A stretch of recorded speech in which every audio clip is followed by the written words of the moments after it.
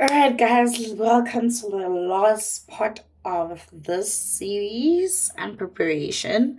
Basically, we'll delve into like exam technique and just a way to approach the questions and just preparing for your overall exams. Um, so obviously, wellness is important. Love this for them. You need to sleep, guys. Like I know it's so tempting to see or feel the pressure from others where they're always at the library doing everything, sleeping at one, cross nighting, yay. Trust me, you don't want to do that, right? So you want to give your brain enough time to process information that is new, and you also want to be healthy when you do it, right? I can understand that you may be tempted where if maybe you are behind in everything, it's very important for you to avoid falling behind, right?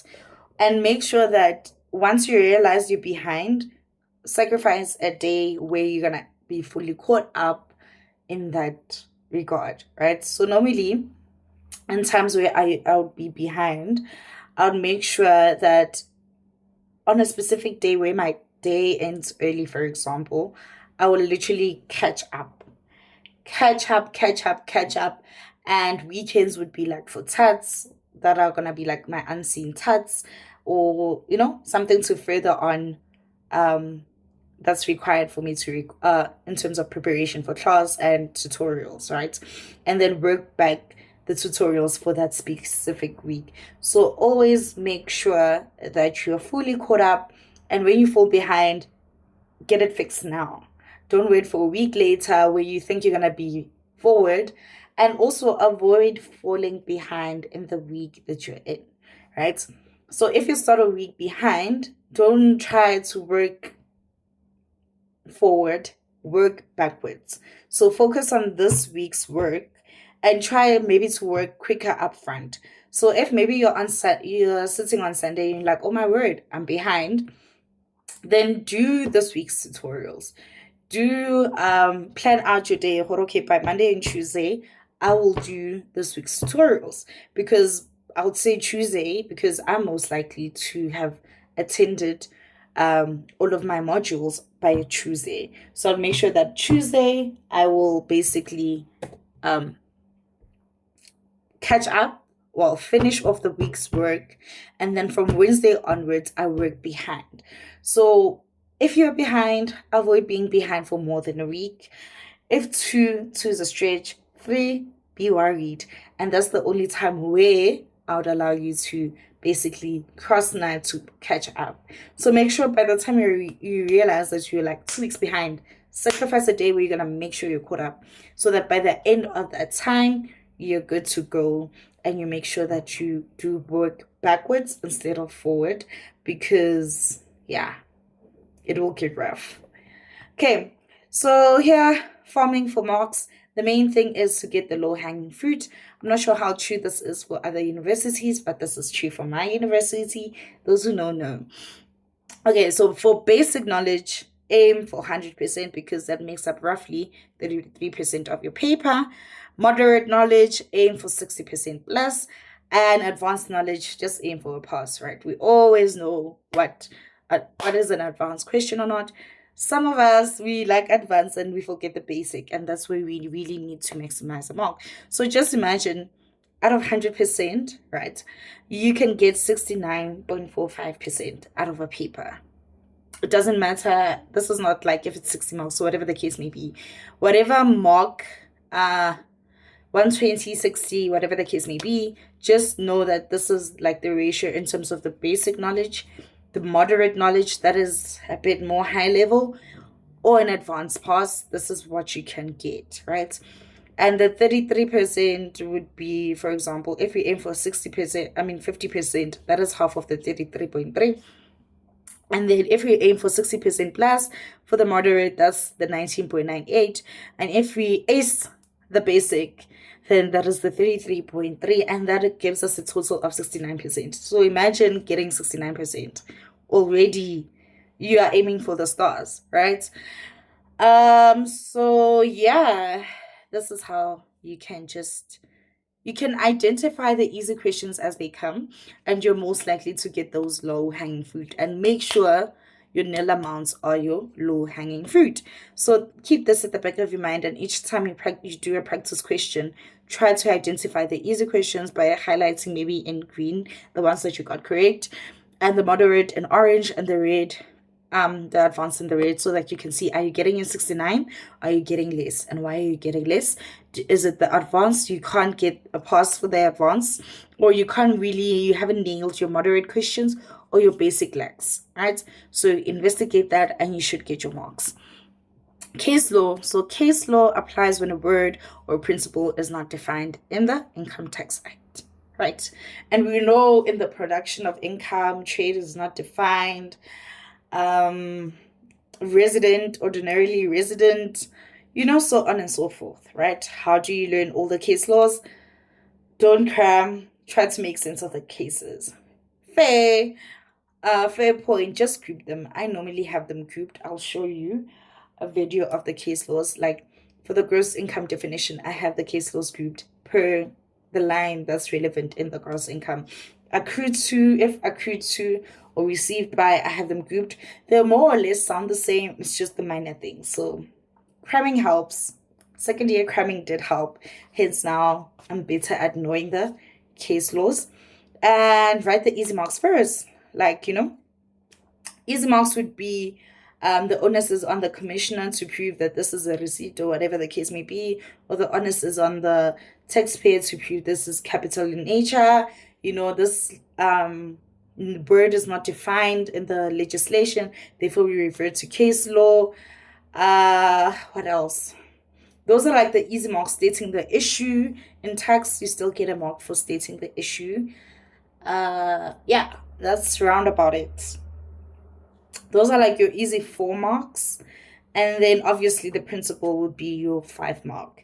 And then applying will be the remaining marks. And making sure you have a conclusion. Make sure your conclusion aligns with everything that you've said. You'll get your conclusion mark. And everything else will be application based. So imagine if you have a 10-mark question, you already have 6 marks because you got the low hanging fruit. And that's your 60%. How you apply, that's up to you and what you do in that exam, right? So apply the case law that's most specific to the issue at hand, not just any, right? So by learning the facts of the case may help, but I found that the more you do practice questions, the more you can see the flow of things of when to use something, right? If something is, for example, deposited into a separate account, or if it's like a word deposit, that you're dealing with the Pyatt case and there needs to be a separate trust account in which you can put those deposits, then you know that it is not a beneficial receipt. Or if there's no separate trust account, it is a beneficial receipt and therefore it is a gross income inclusion. As you practice, you get good at this. So I'd advise you to practice your past papers more, especially where there's case law. Do not avoid it. Another thing, when you do past papers, do not avoid the hard questions because those questions will haunt you in the exam. Don't boost your confidence by doing what you know. Do the hard so that you can gain confidence in attacking hard questions so that your mind does not freeze. And yeah, you do everything to the best of your ability.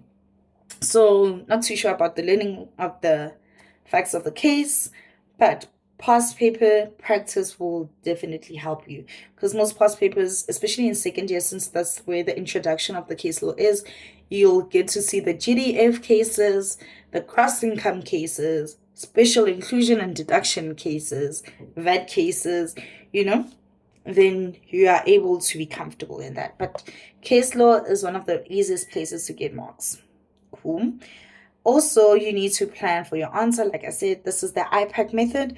You state what is the requirement, what's the missing requirement, what is not 100% about the information given, right? The principle is the most specific case law for the scenario. Application, you apply the case law in the context of the scenario. Like I said, going back to the Pyatt case, maybe in the scenario, Jabu did not Jabu Ltd did not deposit the deposits received in a separate trust account. Then you'd use a Pyatt case that if a deposit is deposited, or if a deposit or an amount is made into sent or deposited into a separate trust account, then it is not beneficial in its nature, therefore it should not be included in the gross income.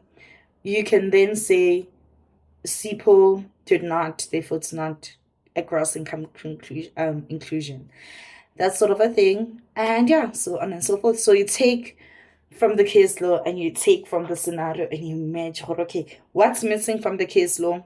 What's missing from the case law that applies to what's missing from the scenario, pardon me, that applies to the case law? You merge it together, you have your application. And then sometimes what's in the scenario that applies to what's in the case law, take it together, merge it, that's your application, and then you answer the question. So after explaining your argument, what was the point? Your point links back to your issue. What was the issue? Is this receipt a beneficial receipt, right? Should it be included in the gross income for the year ended? In conclusion, you'll say, since Jabu did not deposit this in a separate trust account, or as discussed above, the amount received is not a benefit. It is a beneficial receipt because Jabu did not deposit it in a separate trust account. Therefore, it should be taxed for the year, so on and so forth, right? So you use the words in the scenarios when applying and try concluding. Do not be vague. Do not take and put in general. Don't be generic in your application, right? Like I said, IPAC is your lifesaver. IPAC is the best thing, and that's where the easy marks lie, right? So plan for your answer. Your issue, there it is. There's the section 102 of the Tax Administration Act, that the onus, right? So issue, you'll say all requirements are met except for this. So it would be maybe receipts or accrued to in the production of income, trade, and then you use that word and say it is not defined, and then you state the principle, application, and you conclude, right? And remember to put in the year of assessment and tie it back to the actual required. So your required will basically be your conclusion, right? Just something to note there. So how to use your legislation in it during the test, right?